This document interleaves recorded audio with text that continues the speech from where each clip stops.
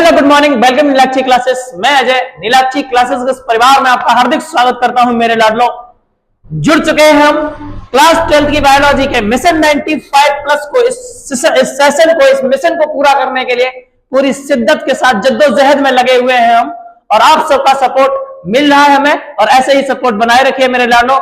चलिए, इस mission 95 plus के जो भी टॉपिक्स मैंने पढ़ लिए, चैप्टर नंबर 4 जो आपका रिदम में चल रहा है, जिसका मैंने एक वीडियो पहले दे चुके हैं, और ये आपका अगला वीडियो रहेगा।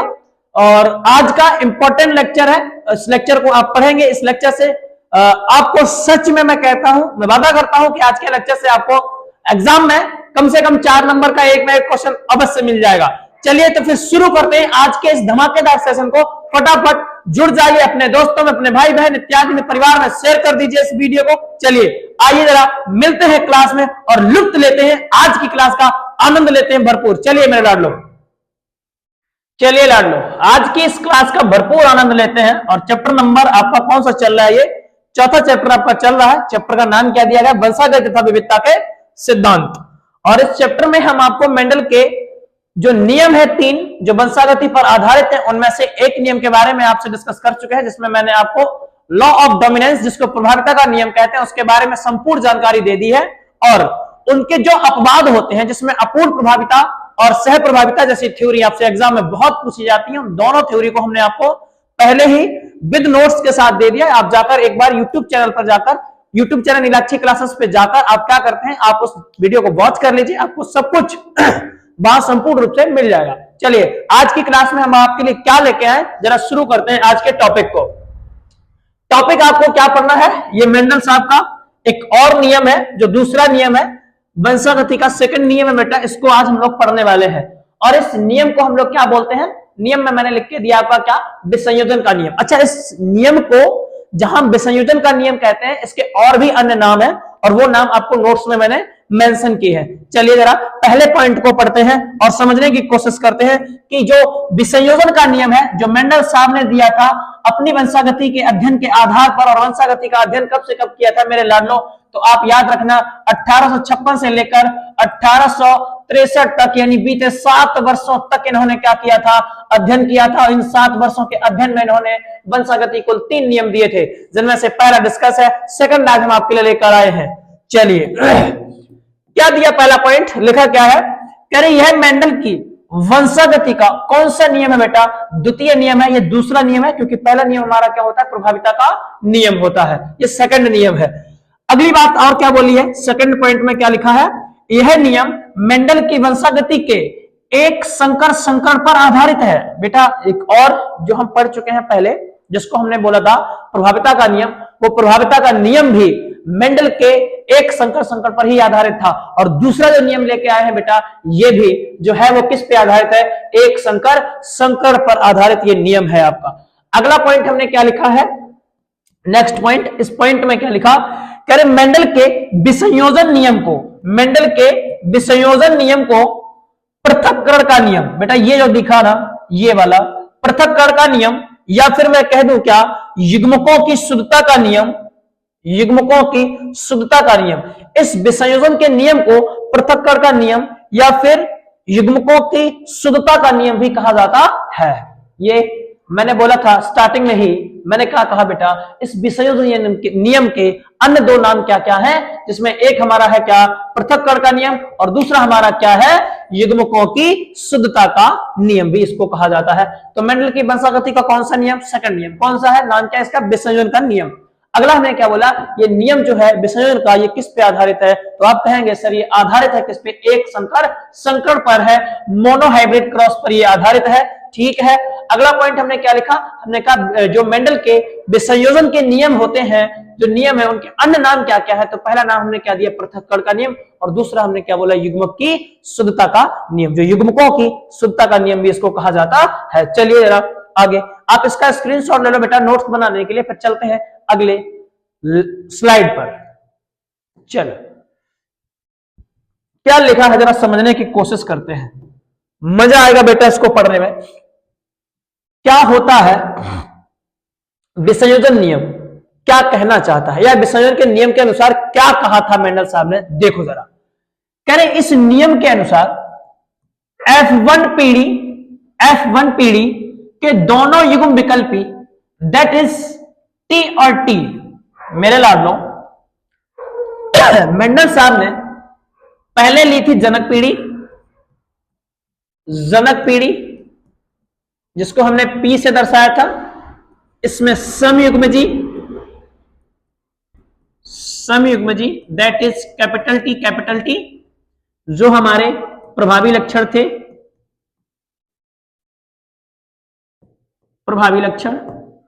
और एक और लिया था, मान लेते हैं ये नर के युग्मक है, और एक और ले लो मादा के जिसको हमने कैपिटल टी, ये भी हमारा क्या है समयुग्मजी। और ये हमारे क्या है, ये है अप्रभावी लक्षण, अप्रभावी लक्षण। मेंडल साहब ने एक संकट में ये क्या लिया था बेटा, कहना सर ये जो पीढ़ी है जिसको हम लोग जनक पीढ़ी कहते हैं, अब इस जनक पीढ़ी से हम क्या बनाने वाले हैं, कहना सर युग्मक, युग्मक जिसको क्या कहते हैं गैमेट। यहां से बनाएंगे तो एक टी आ जाएगा कैपिटल, और यहां से बनाएंगे तो क्या आ जाएगा एक स्मॉल टी।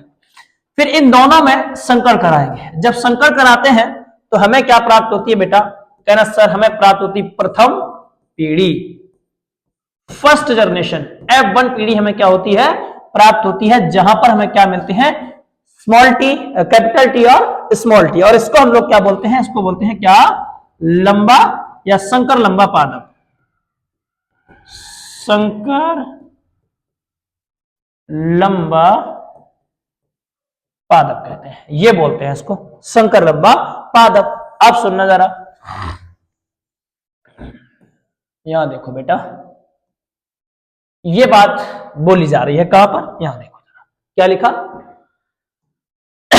क्या बोला, प्रथम पीढ़ी के दोनों युग्म विकल्पी दैट इज क्या दिया बेटा कैपिटल टी स्मॉल टी, ठीक है, या अलील साथ आते हैं। यहां देखो हमने आपको दर्शाया कि प्रथम जो पीढ़ी है उसमें दोनों युग्म विकल्पी यानी यहां से भी टी और यहां से भी कैपिटल टी, यहां से स्मॉल टी, दोनों के दोनों एक साथ आए हैं, है ना, जो किस में आते हैं बेटा प्रथम पीढ़ी में आते हैं, ठीक है। आगे क्या बोला गया, आगे आपसे क्या बोल रहा है, देखो जरा आगे लिखा, लेकिन इनका सम्मिश्रण नहीं होता, अर्थात ये ऐसे गुण हैं बेटा जो मिश्रित नहीं होते हैं, मतलब ये सम्मिश्रण नहीं होता। ऐसा नहीं है कि कैपिटल टी स्मॉल टी दोनों मिल गए कुछ और नया बन गया, ऐसा बिल्कुल भी नहीं है।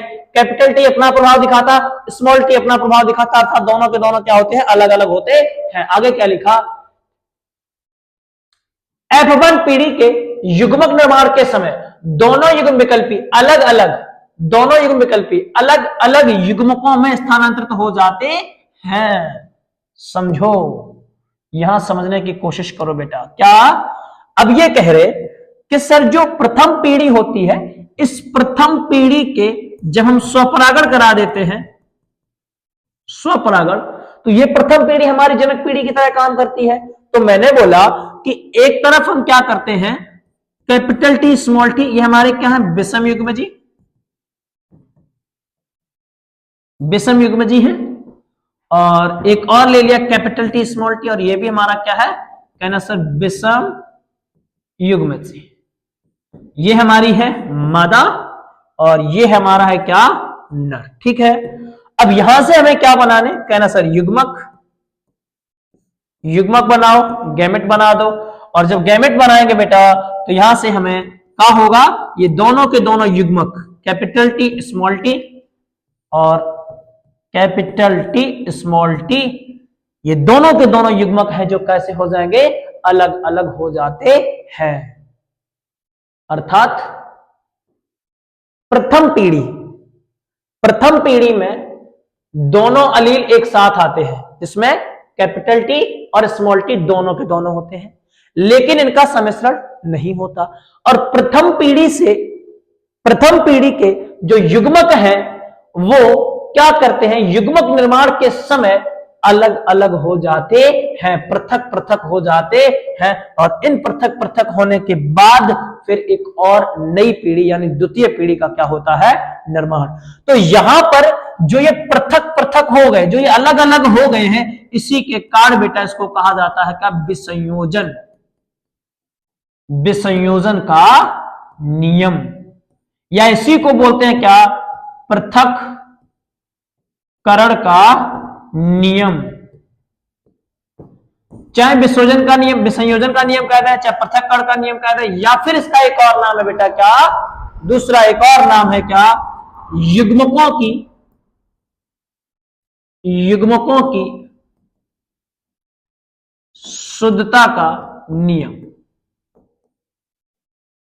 एक और नाम क्या है, युग्मकों की शुद्धता का नियम। तो भैया हमने बोला कि जो पहली पीढ़ी है उस पहली पीढ़ी से क्या बने बेटा, कहना सर जो पहली पीढ़ी प्राप्त हुई है जिसमें जनक के दोनों लक्षण आए हैं, दोनों लक्षण एक साथ आए हैं, लेकिन इन युग्मकों का क्या नहीं हुआ, सम्मिश्रण नहीं हुआ। और प्रथम पीढ़ी से जब क्या बने हैं, युग्मक बने हैं, तो युग्मक बनते समय ये दोनों के दोनों जो अलील हैं, ये दोनों के दोनों जो युग्मक हैं या युग्म विकल्पी हैं, ये क्या हो जाते हैं, अलग अलग हो जाते हैं। और इसी अलग अलग होने की घटना को ही मेरे लाडलो क्या कहा जाता है, विसंयोजन का नियम कहा जाता है। और इसी विसंयोजन के नियम को क्या कहते हैं, शुद्धता, युग्मकों की शुद्धता का नियम, या फिर इसका एक और नाम मैंने बोला क्या, युग्मकों के पृथक्करण या फिर पृथक्करण का नियम भी कहा जाता है। चलो समझो, देखो क्या लिखा है। अतः इस नियम को विसंयोजन का नियम कहा जाता है। अब जरा फिर से समझाते हैं आपको, फटाफट सुनते हैं मेरी बात मेरे लाडलो। मेंडल की वंशागति का कौन सा नियम है, कहना सर द्वितीय नियम। मेंडल की द्वितीय जो नियम है वंशागति के एक संकर पर आधारित है, मोनोहाइब्रिड क्रॉस पर आधारित है। और अगला क्या लिखा है, कह रहे विसंयोजन के नियम को युग्मकों की शुद्धता का नियम और पृथक्करण का नियम भी कहा जाता है। अगला पॉइंट हमने आपको क्या बताया, हमने बोला कि इस नियम के आधार पर, इस नियम के अनुसार क्या होता है, कह रहे जो F1 पीढ़ी होती है, F1 पीढ़ी के दोनों युग्म विकल्पी दैट इज कौन से, कैपिटल टी स्मॉल टी या अलील साथ आते हैं, लेकिन इनका क्या नहीं होता है, सम्मिश्रण नहीं होता, ये आपस में मिलते बिल्कुल भी नहीं है, नहीं मिलते हैं, सम्मिश्रण नहीं होता है। और F1 पीढ़ी के युग्मक निर्माण के समय दोनों युग्म विकल्पी अलग अलग हो जाते हैं, अलग अलग युग्मकों में स्थानांतरित हो जाते हैं। अतः इस नियम को विसंयोजन का नियम कहा जाता है। दोनों के दोनों F1 पीढ़ी से युग्मक निर्माण के समय क्या होता है बेटा, ये दोनों के दोनों युग्मक विकल्पी जो है वो क्या होते हैं, अलग अलग हो जाते हैं, पृथक हो जाते हैं। और इस घटना को ही क्या कहा जाता है, पृथक्करण का नियम कहा जाता है। ये मेंडल की वंशागति का दूसरा नियम है मेरे लाडलो। चलो एग्जाम्पल में समझते हैं।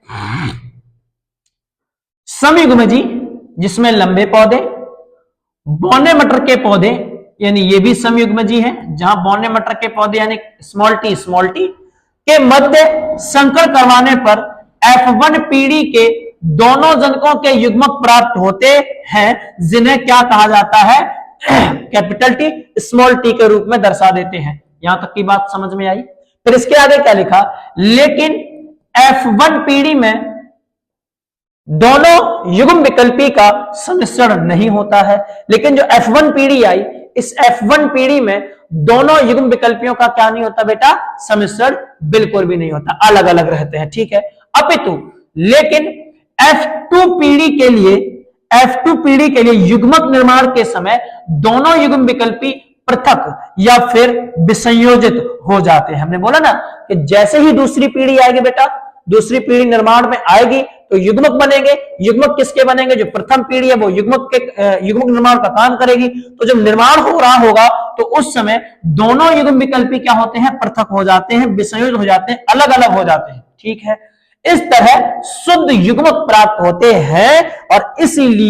और इसीलिए मेरे लाडलो इसको क्या कहा जाता है, पृथक्करण का नियम कहा जाता है। क्या कहते हैं बेटा, इसको पृथक्करण का नियम कहते हैं, या फिर इसका एक और नाम है क्या, विसंयोजन का नियम, या फिर इसका एक और नाम है क्या, युग्मकों की शुद्धता का नियम भी इसे कहा जाता है।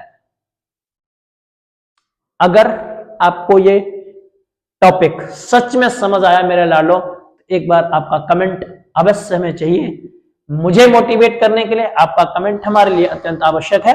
चलिए अब क्या करना है बेटा, फटाफट से आप स्क्रीनशॉट ले लो, यहां तक स्क्रीनशॉट हम कर चुके हैं। अगला स्क्रीनशॉट ये है, आप ले लीजिए फटाफट। यहां पर हमने इसको एक्सप्लेन कर दिया है, इसको आप एक्सप्लेनेशन में समझा सकते हैं, ठीक है। अब हम चलेंगे एक और नए नियम की तरफ। ये मेंडल की वंशागति का कौन सा नियम है बेटा? तीसरा नियम है, तीसरा और अंतिम नियम है। इस नियम को समझने के लिए हमें थ्योरेटिकल चीजें हमने आपके लिए बहुत ही बढ़िया लेकर आए हैं, एक एक पॉइंट आपको समझ में आ जाएगा बेटा। क्या लिखा है? कह रहे स्वतंत्र अपव्यूहन का नियम। अब इसका क्या मतलब है?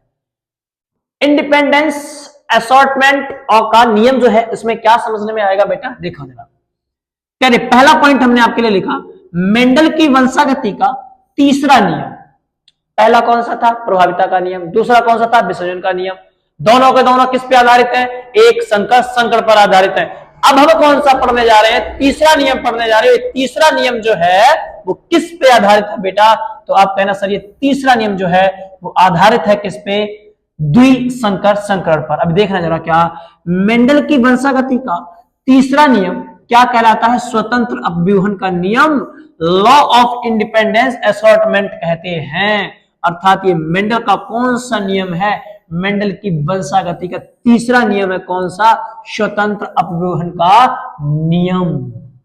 मेंडल की वंशागति का कौन सा नियम है बेटा? ये तीसरा नियम। कौन सा? स्वतंत्र अपव्यूहन का नियम। अगला पॉइंट कह रहे मेंडल का स्वतंत्र अपव्यूहन, यहां गलत लिखा है बेटा, यहां अपव्यूहन होना चाहिए। स्वतंत्र अपव्यूहन का नियम किस पे आधारित है? कहना सर द्विसंकर संकरण पर आधारित है। पहला नियम प्रभाविता का किस पे आधारित? एक संकर संकरण पर। दूसरा नियम कौन सा? विसंयोजन यानी पृथक्करण यानी फिर युग्मक की शुद्धता का नियम, वो किस पे आधारित? एक संकर संकरण पर आधारित। लेकिन ये वाला नियम यानी तीसरा नियम स्वतंत्र अपव्यूहन का नियम, ये किस पे आधारित? मेंडल के द्विसंकर संकरण की वंशागति पर आधारित है मेरे लाडलो। तो यहां पर हमने देखो लिखा है आपके लिए, क्या? मेंडल का स्वतंत्र अपव्यूहन का नियम द्विसंकर संकरण की वंशागति पर क्या है? आधारित है। दो पॉइंट आपके क्लियर हुए। अगले पॉइंट में समझते हैं क्या है। माफ कीजिए बेटा, थोड़ी सर्दी जुकाम है जिसके चलते थोड़ा बहुत डिस्टर्बेंस हो सकता है, और इसके लिए मैं आपसे क्षमा प्रार्थी। आगे चलिए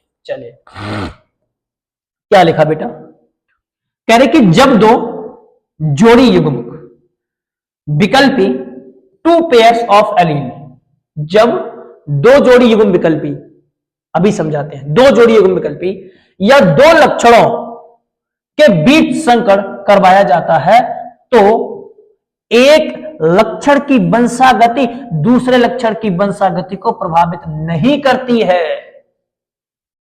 हमने आपको पढ़ाया था, समयुग्मजी थे जिसमें आपने क्या लिया था? Capital R capital Y capital Y capital Y. ये जो दर्शा रहे थे वो बीज दर्शा रहे थे कैसे? गोल। कैसा बीज है बेटा? यह है आपका गोल बीज, पहला लक्षण। और दूसरा लक्षण क्या था कि बीज कैसा है? पीला। फिर हमने क्या दर्शाया था? हमने कहा था एक और लिया था, समयुग्मजी ही हमने लिया था, समयुग्मजी, जिसमें स्मॉल आर स्मॉल बाई, ये हमें क्या दर्शा रहा था? ये दर्शा रहा था झुर्रीदार और कैसा? हरा। झुर्रीदार और कैसा बेटा? हरा। समयुग्मजी है, गोल पीले बीज है, समयुग्मजी है, कैसे हैं? झुर्रीदार है और कैसे हैं? हरे हैं मेरे लाडलो। अब सुनना मेरी बात, एक लक्षण जो बीज को क्या दर्शा रहा है? गोल। और गोल का कंपेयर किससे कर दिया है? बीज का लक्षण झुर्रीदार। तो या तो बीज झुर्रीदार होगा या तो बीज गोल होगा। एक और है, कह रहे पीला, जो कैपिटल वाई दर्शा रही है, लेकिन उसका हरा दर्शा रहा है कौन? Small by. लक्षण कितने हैं? दो। लक्षण कितने हैं? दो लक्षण हैं। इन दो लक्षणों की वंशागति के यहां लिखा कि जब दो जोड़ी युग्म विकल्पी या दो लक्षणों के बीच संकरण करवाया जाता है तो एक लक्षण की वंशागति दूसरे लक्षण की वंशागति को प्रभावित नहीं करती है। मेरे बच्चों, ये कह रहा है कि यहां से आर वाई बनेगा, यहां से युग्मक जो बनेगा वो क्या बनेगा? आर वाई बनेगा। फिर यहां से प्रथम पीढ़ी बनाएंगे जो हमारी क्या होगी? R R Y Y, R R Y और बाई, जो कैसी होगी, कहना सर गोल होगी, और कैसा होगा ये बीज, गोल के साथ कैसा होगा, पीला होगा। यहां पर लक्षण कितने बेटा, कहना सर दो, कौन कौन से, एक तो बीज का आकार है, एक हमारा क्या है, कहना सर ये है बीज का आकार, क्या है बेटा, बीज का आकार है, और दूसरा हमारा क्या है, बीज का रंग है। अब बीज का रंग, बीज का आकार, दो लक्षण हैं, लेकिन इन दोनों लक्षणों की जब वंशागति होगी, जब अगली पीढ़ी में स्थानांतरित होंगे, तो ना तो बीज का आकार बीज के रंग को प्रभावित करेगा, ना तो बीज का रंग बीज के आकार को प्रभावित करेगा। अर्थात एक जब द्विसंकर संकरण होता है तो इस कंडीशन में दो लक्षण होते हैं, और ये दोनों लक्षण जो होते हैं वो एक दूसरे की वंशागति को प्रभावित बिल्कुल भी नहीं करते हैं। समझना मेरी बात, आगे की समझते हैं। क्या लिखा, वंशागति को प्रभावित नहीं करती है, अतः सभी लक्षण की वंशागति स्वतंत्र रूप से होती है और नए नए संयोजन बनते हैं। सभी लक्षणों की वंशागति कैसी होती है बेटा, कहना सर स्वतंत्र होती है, और क्या होता है, नए नए संयोजन बनते हैं। क्या होता है बेटा, कहना सर नए नए संयोजन भी बनते हैं। चेक इट मेरे लाडलो, पहला बीज हमने लिया था गोल पीला, एक और लिया था झुर्रीदार हरा, इन दोनों के बीच संकर करवा दिया था, और संकर करवाने के बाद हमें प्राप्त हुए थे ये 16 संतान, बोलो है ना, ये 16 के 16 बीज प्राप्त हुए थे, और 16 के बीज जो थे, ऐसा बिल्कुल भी नहीं था कि जो गोल है वो पीला होगा, ऐसा बिल्कुल नहीं है कि जो हरा है वही झुर्रीदार होगा, ऐसा बिल्कुल भी नहीं है। अर्थात बीज के आकार ने बीज के रंग को प्रभावित नहीं किया, बीज के रंग ने बीज के आकार को प्रभावित नहीं किया, अर्थात ये दोनों जो लक्षण हैं वो स्वतंत्र हैं, वो एक दूसरे की वंशागति को प्रभावित बिल्कुल भी नहीं करते हैं, ये कहना चाहते थे मेंडल साहब। और मेरे लाडलो कह रहे नए नए संयोजनों का निर्माण भी होता है। यहां पर देखो ये गोल बीज कैसा है, गोल पीला है, ये कैसा है, झुर्रीदार हरा है, लेकिन ये मेरे लाडलो क्या है, नए संयोजन है। ये क्या है, यहां से यहां तक देखो नए संयोजन है। गोल हरे बीज जनक पीढ़ी में नहीं थे, झुर्रीदार पीला बीज जनक पीढ़ी में नहीं था, ये कैसे हैं, कहना सर ये है कौन से, नए संयोजन है। ये कौन से हैं बेटा, कहना सर नए संयोजन है, अर्थात ये दोनों लक्षण जो हैं, गोल पीले जो लक्षण हैं, दो लक्षण जो आपने लिए हैं, ये दोनों लक्षण एक दूसरे के लक्षणों की वंशागति प्रभावित बिल्कुल भी नहीं करते हैं। और इस घटना को ही क्या कहा जाता है मेरे लाडलो, इस घटना को कहते हैं क्या, क्या कहते हैं, तीसरा नियम जो हमने आपको पढ़ाया है, इस नियम को कहते हैं क्या मेरे लाडलो, इस नियम को बोला जाता है आपका स्वतंत्र अभ्यूहन का नियम। क्या बोलते हैं बेटा, स्वतंत्र अभ्यूहन का नियम कहते हैं। देखो देखो वही बात है, ये रहे आपके स्वतंत्र अभ्यूहन का नियम। तीसरा नियम है द्विसंकर पर आधारित है। इस नियम के अनुसार क्या होता है, जब एक जोड़ी क्या होता है, जब दो जोड़ी युग्म विकल्पी क्या करते हैं, या दो लक्षणों की वंशागति, दो लक्षणों के बीच संकर करवाया जाता है, तो एक लक्षण की वंशागति दूसरे लक्षण की वंशागति को प्रभावित नहीं करती है, और नए नए संयोजन भी क्या होते हैं, बनते हैं, और इसको ही हम बोलते हैं क्या, स्वतंत्र अभ्यूहन का नियम। मेरे लाडलो स्क्रीनशॉट आप ले लीजिए, ये आपका तीसरा नियम है मेंडल का। और उसके बाद अब एनसीईआरटी में आपकी क्या परिभाषा दी गई है, इसको समझने की कोशिश करते हैं।